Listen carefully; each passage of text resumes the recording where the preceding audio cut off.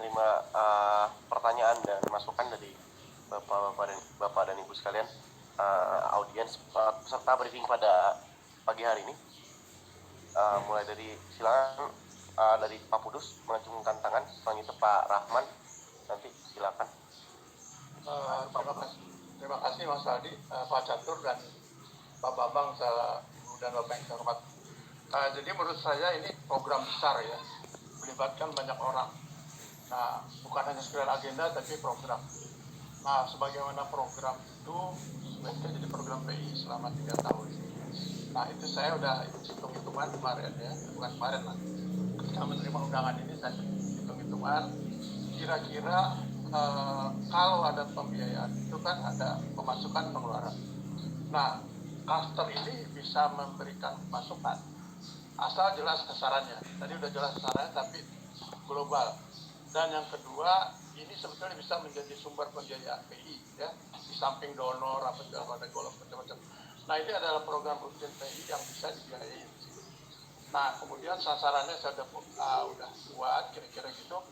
Dan yang kedua, ini kan cuma sampai 17 April. Setelah 17 April apa gitu kan? Nah, itu harus ada programnya juga.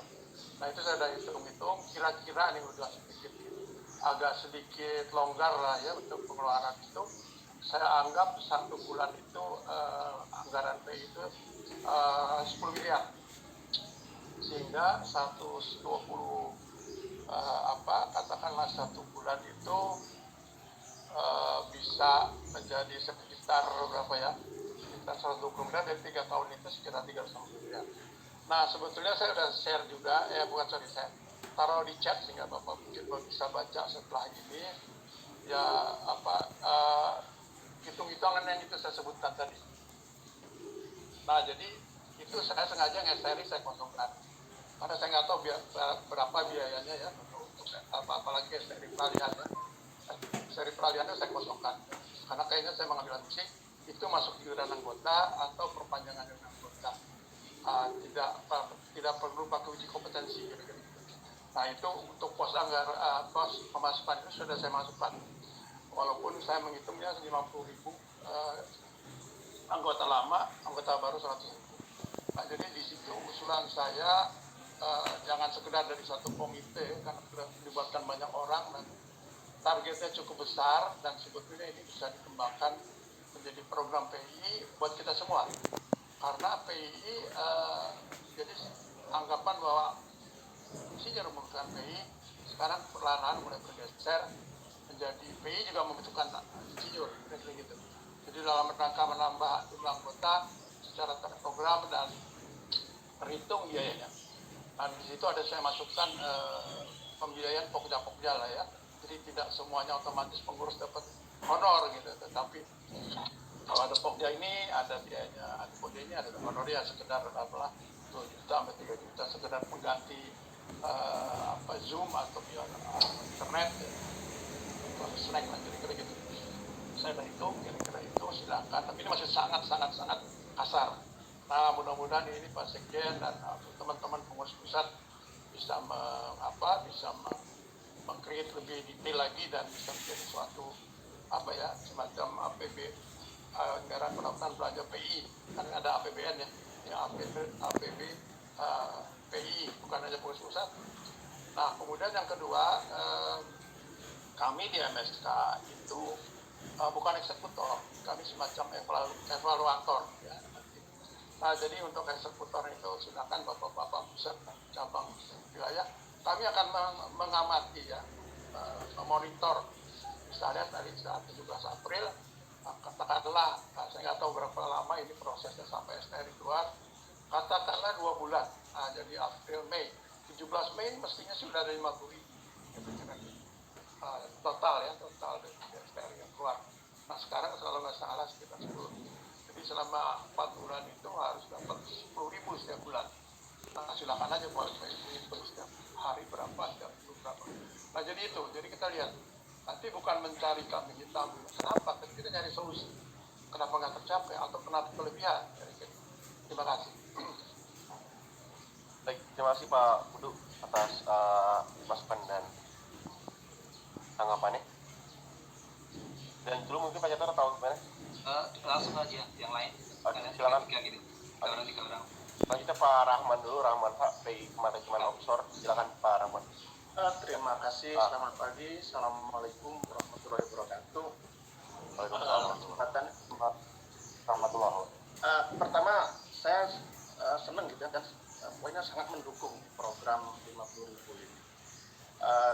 introduksi aja, saya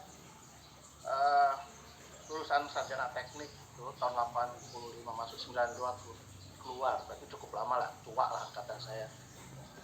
Jurusan teknik sipil, saya bekerja di BPPT yang sekarang berubah jadi BRIN gitu. Dan bidang saya juga nggak kemana-mana. Betul, saya sekarang mewakili, memang kehadiran saya dari pengurus bidang kemaritiman dan offshore, dan ini periode kedua juga saya membantu PI pusat gitu. Terkait dengan program, mungkin saya sedikit memberi masukan aja, jangan sampai nanti program bagus besar ini menjadi backfire ketika dia tidak dikelola atau dikontrol, dievaluasi secara baik. Saya sehari-hari di Deputi Infrastruktur dan Transportasi dan 7 tahun ini kebetulan memang membawahi atau mengkoordinasikan Kementerian PUPR dan Perhubungan. Jadi sehari-hari memang saya sangat banyak berjumpa atau berurusan dengan kawan-kawan yang latar belakangnya sarjana teknik gitu.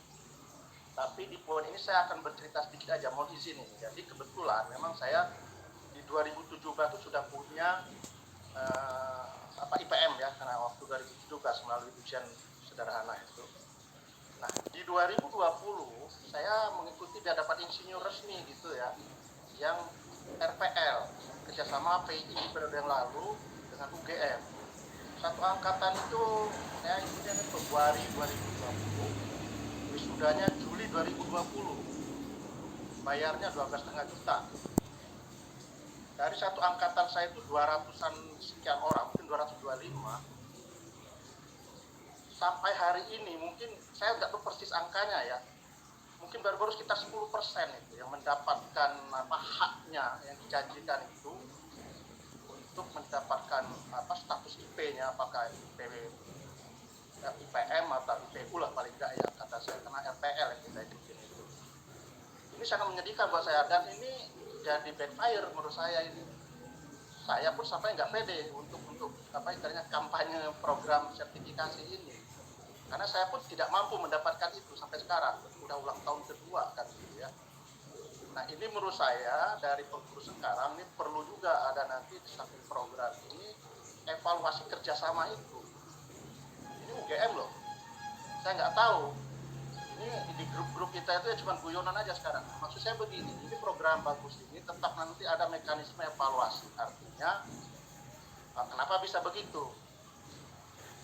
Nah ini jangan sampai maksud saya di periode ini berulang. Di sini ada Pak Bambang Guritno, saya pikir juga ini saya lapor juga Pak sebagai sekjen, karena di periode yang lalu juga Bapak juga termasuk salah satu PBK. Saya nggak tahu angkatan di bawah saya konon katanya menemui hambatan juga gitu. Nah masalahnya di mana? Di PII-nya atau di pelaksananya kerjasama, misalnya dalam kampus yang pelaksana program percepatan profesi sarjana insinyur itu. Saya nggak tahu dari tempat-tempat lain, tapi kalau ini kan karena saya mengalami sendiri. Nah ini menurut saya ini juga ada mekanisme evaluasi. Pak Rahmat, maaf, saya potong sedikit Pak. Ya. Bisa ditegaskan Pak, ini soal STRI atau SIP? STRI-nya Pak yang paling utama itu, karena kita bicara STRI, saya pun tidak dapat.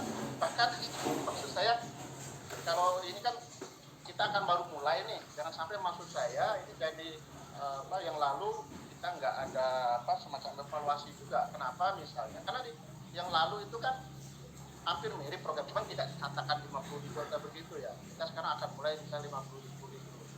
Yang lalu bagaimana? Kenapa itu? Karena tidak menurut saya ya, tidak berhasil baik. Sementara potensinya menurut saya luar biasa banyak. Kalau kita membicarakan program saya pun sehari-hari sampai mengurus PI pusat di bidang kemaritiman dan offshore ini, sehari-hari bahkan kan saya itu ya fungsi jalan tol, bendungan, jadi itu semuanya potensi sarjana teknik yang bisa diajak masuk untuk menjadi anggota PI atau juga nanti yang ke STRI-nya ini. Itu pertama itu ya. Yang terakhir mungkin yang perlu lagi tapi nggak apa-apa, nanti lain kesempatan. Saya poinnya STRI itu kita sudah mulai berjalan, tapi ini jangan sampai tidak ada evaluasi juga. Mohon maaf kalau ada hal kurang berkenan. Assalamualaikum warahmatullahi wabarakatuh. Salam. Waalaikumsalam warahmatullahi wabarakatuh. Baik, satu pertanyaan nanti sebelum dijawab oleh Pak Janter.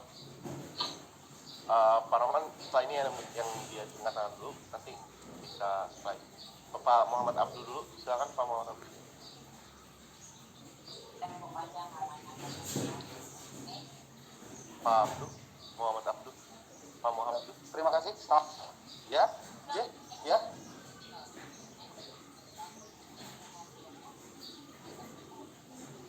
Baik, sepertinya terputus.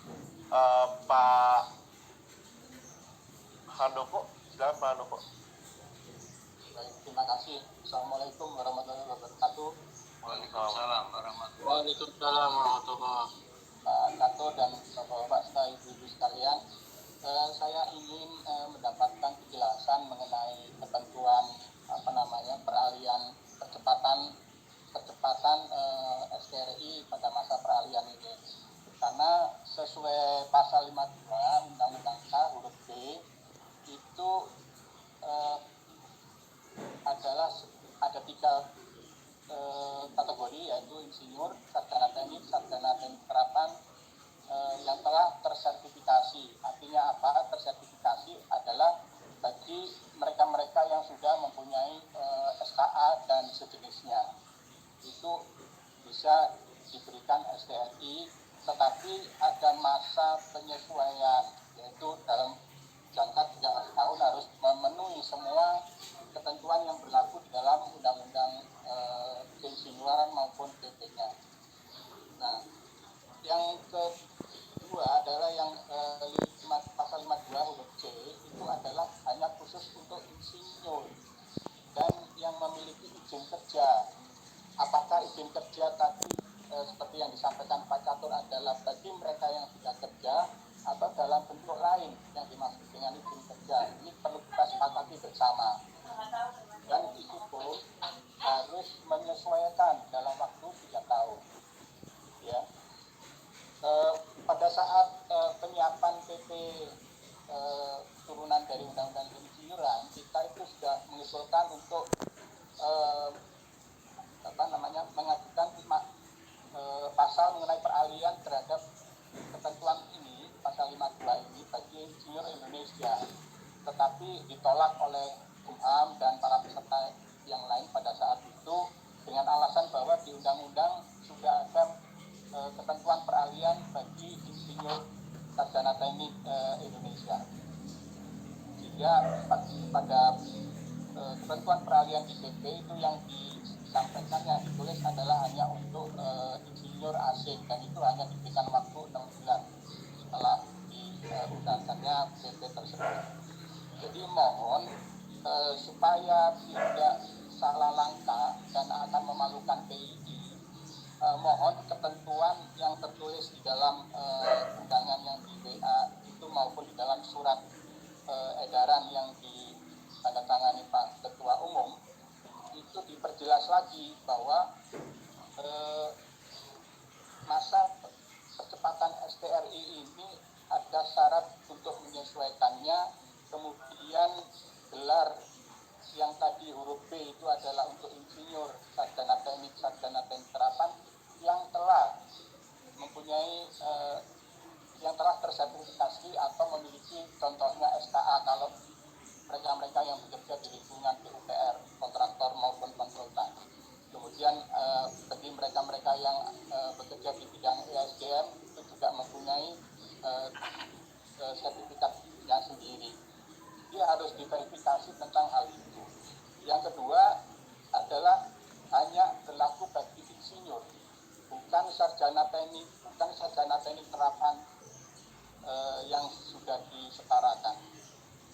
Jadi mohon untuk diperjelas, dan kita perlu mendiskusikan yang dimaksud izin kerja itu apa. Apakah cukup dengan bagi mereka yang sudah bekerja atau sedang bekerja saat ini dengan ketentuan minimum tahun pengalamannya, atau ada hal lain yang dimaksud dengan izin kerja, karena di dalam penjelasan undang-undang ini tidak dijelaskan. Terima kasih. Wassalamualaikum warahmatullahi wabarakatuh. Waalaikumsalam warahmatullahi wabarakatuh. Baik, terima kasih Pak Novo atas tanggapan. Dan mohon maaf kalau boleh salah satu lagi, karena tadi disampaikan oleh Pak Sekjen, syaratnya harus menjadi anggota PII, itu disebutkan oleh Pak Sekjen. Pertanyaan saya, bagaimana dengan anggota HKK? Apakah harus menjadi anggota PI juga di samping menjadi anggota HKK? Itu mohon juga diperjelas karena kebetulan saya sebagai anggota komite akreditasi HKK ini. Dan kalau tidak salah HKK juga diundang dalam Zoom meeting. Terima kasih. Baik, terima kasih Pak Noko. Baik, 3 pertanyaan Pak Nyator mungkin bisa ditanggapi dulu. Oke. Ini mungkin jawaban saya terus terang masih memberikan catatan ya, mungkin karena beberapa hal menyangkut kebijakan ya. Oke, mengenai Pak Pudu ya, untuk masalah-masalah APB dan sebagainya, itu pada dasarnya memang bukan kewenangan komite ya, tapi nanti akan saya sampaikan bahwa memang betul bahwa pelaksanaan dari program ini kalau memang dilaksanakan dari mulai akses kepada wadah-wadah insinyur itu memerlukan resources khusus ya, tapi saya ingin catat saja bahwa apa yang disampaikan Pak Pudu nanti akan saya secara khusus sampaikan kepada Pak Sekjen karena hal berkaitan dengan masalah keuangan. Mudah-mudahan cukup pas ya jawaban saya karena memang ini menyangkut kebijakan. Kedua, untuk Pak Rahman ya, ingin kami sampaikan Pak Rahman, mudah-mudahan ini bisa dapat menjadi solusi dari Bapak yang menyampaikan tadi Pak Rahman ya, bahwa tim ini itu pada dasarnya sudah mendapatkan satu guidance dari pimpinan BI ya, di mana semua data maupun semua kebutuhan yang akan dipakai sebagai referensi mengeluarkan STRI peralihan ini sudah dirangkum ya, dan ada di dalam Google Form di pendaftaran ya. Kami hanya menggunakan satu link pendaftaran ya untuk STRI, untuk semua kegiatan, untuk semua bidang, untuk semua tempat, untuk semua lokasi ya, menggunakan link pendaftar. Mungkin Pak Aldi bisa sampaikan di sini link itu, dan link itu nanti akan diproses ya, komitmen kami karena ini sudah merupakan lanjutan dari pilot STRI peralihan sebelumnya, di mana STRI peralihan sebelumnya ini masih sama ya dengan yang kita laksanakan sekarang, tetapi sudah terbukti bahwa STRI pelaksanaan yang kita laksanakan sebelumnya itu dalam waktu kurang lebih 2 bulan itu bisa mengeluarkan STRI pelayan kurang lebih 2000 ya. Ini kecepatan ini kami berikan standar ya pelayanan. Jadi setelah mendaftar ya, kemudian kami akan segera verifikasi ya, dan verifikasi ini tadi nanti menyambung juga Pak Handoko ya, bahwa di data yang kami mendapatkan guidance ini adalah kami menggunakan diantaranya adalah opsi-opsi jika Bapak Ibu mempunyai sertifikat ya, silakan disampaikan di sana. Tetapi yang menjadi pokok kita adalah CV ya.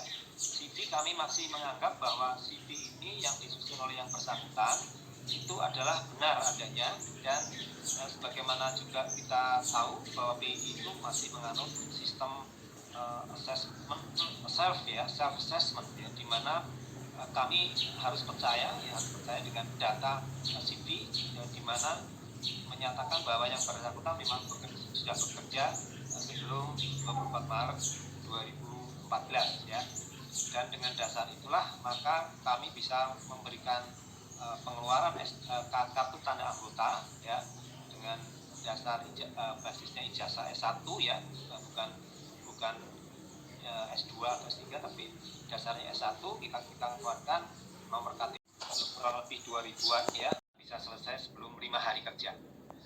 Baik, Pak Handoko tadi mengenai hal-hal yang berkaitan dengan kebijakan ya, saya terus terang bukan angkat tangan, tapi kami catat lebih dulu karena kami tidak ingin berdiskusi terlalu dalam, tapi kami hargai note dari Pak Handoko ya mengenai hal yang berkaitan dengan penyebutan ya mulai sarjana teknik, insinyur, sarjana terapan dan sebagainya. Ya, yang kita gunakan memang tadi dari PII itu dengan advice dari Biro Hukum kita, ya, itu menyatakan bahwa dengan pelaksanaan pasal 52 ini tentu saja opsinya adalah mengesampingkan persyaratan yang lain, ya. Itu saja yang dipakai, sehingga kami dalam tim komite ini hanya mengeksekusi program dan guidance dari pimpinan TI, ya. Untuk lebih rinci dan lebih tindak lanjut yang Pak Handoko tadi sampaikan, terima kasih, nanti akan kami sampaikan kepada pimpinan TI yang mempunyai kewenangan untuk hal-hal demikian. Terima kasih Pak Handoko. Silakan Pak Adi, lanjut Pak Adi.